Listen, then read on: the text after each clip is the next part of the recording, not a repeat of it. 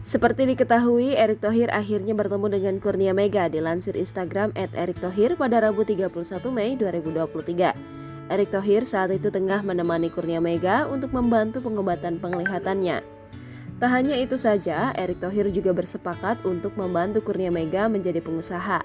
Meski kini tengah mengalami gangguan fungsi penglihatan, namun Erick Thohir mengagumi sosok Kurnia Mega yang tetap semangat dan tersenyum menjalani hidupnya saat ini. Sang istri yang saat itu ikut menemani sang suami dengan anaknya bereaksi terhadap janji dari Erick Thohir tersebut. Ekspresi sumringah diberikan oleh sang istri dengan menyebut amin pada perkataan Erick Thohir.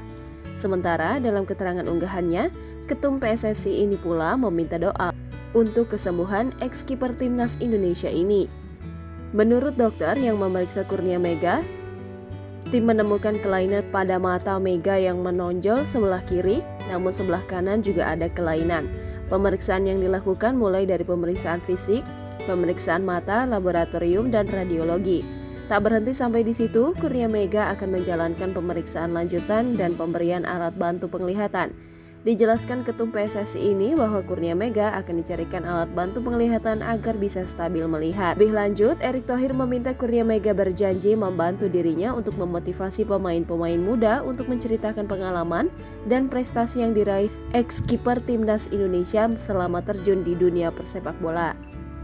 Seperti diketahui, Kurnia Mega jadi sorotan setelah terpaksa menjual beberapa barang pribadinya hingga medali demi memenuhi kebutuhan hidup dan kesembuhan gangguan pada matanya. Kurnia Mega sendiri memutuskan pensiun dini pada tahun 2017. Jangan lupa subscribe, share, komen, dan like ya!